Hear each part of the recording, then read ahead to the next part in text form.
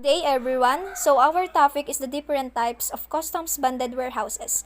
And through the cooperation and provided ideas from the members of the Group 3, we come up with this presentation and explanations.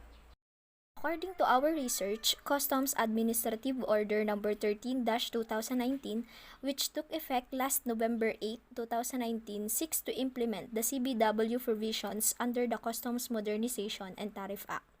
It also updates previously issued BOC regulations on the matter. CBWs or customs bonded warehouses are classified as either manufacturing or non-manufacturing. A customs bonded manufacturing warehouse may be a miscellaneous, garments and textiles, customs common bonded warehouse, industry-specific bonded warehouse, or a private manufacturing bonded warehouse. On the other hand, a non-manufacturing customs bonded warehouse includes public or private, airlines customs bonded warehouse and airlines catering customs bonded warehouse, and multinational regional bonded warehouse. Manufacturing customs bonded warehouse. It says that the customs warehousing advocating for the manufacture of the product with raw materials imported duty-free of charge, conditions for the export of the finished product within the period prescribed herein, or departure for domestic consumption, and the payment of duties and taxes.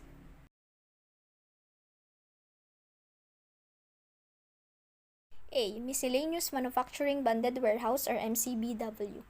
This is a type of manufacturing bonded warehouse which is established and duly authorized to import, receive and store duty and tax-free and under bond for security of raw materials, accessories, packaging and packing materials for products and commodities not covered under any specific industry for manufacture into finished products for export within a specified period.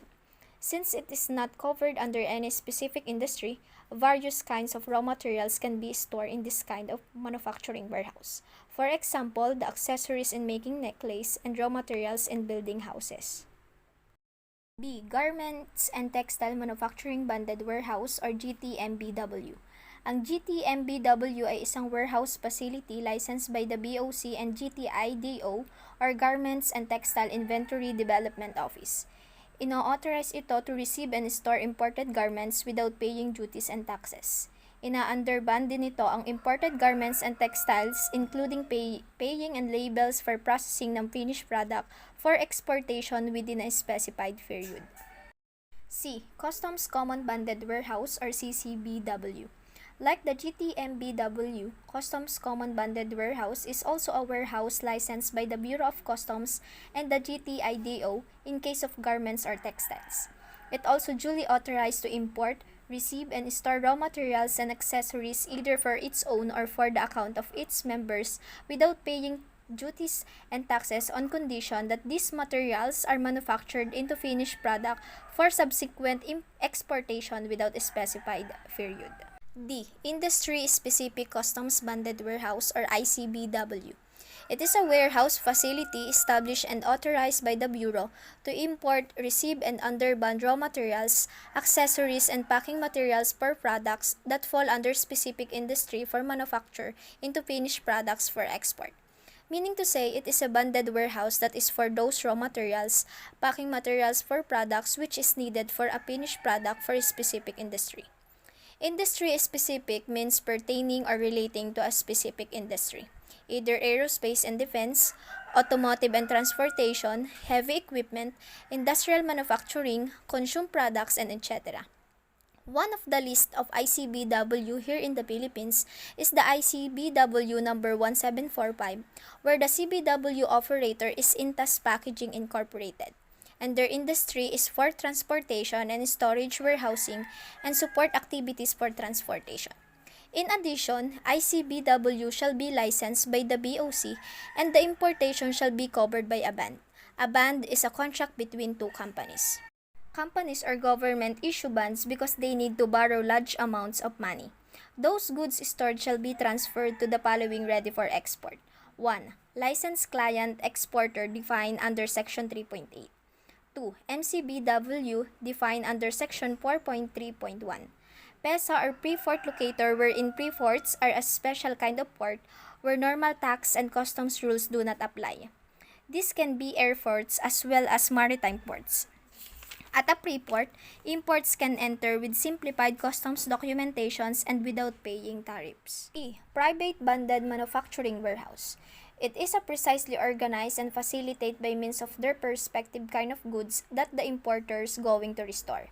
This said warehouse is licensed by the Bureau and shall be made only upon payment of duties, taxes, and other charges. Banded non-manufacturing warehouse. Unlike manufacturing customs banded warehouse where raw materials can be stored, this type of customs banded warehouse are for those finished product. It is a storage space for goods on which the duty is already paid. They do not have a deferred payment model like banded warehouses. These warehouses are supervised by the port authorities rather than customs authority. A. Public banded warehouse. It is a warehouse facility that are duly authorized in order to receive and store your goods for exportation and also to transfer to another CVW, free zones or for local consumption in the same state where the cargoes were imported.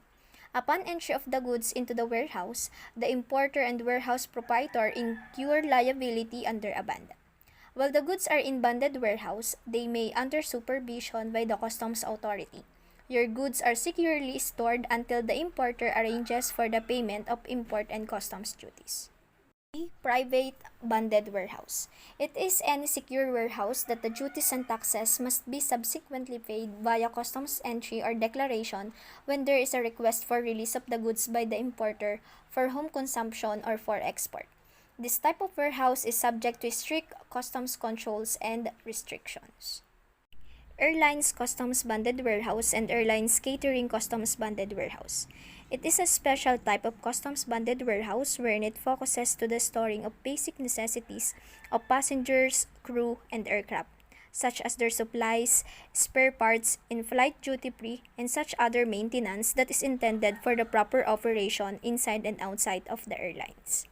D. Multinational Regional Banded Warehouse.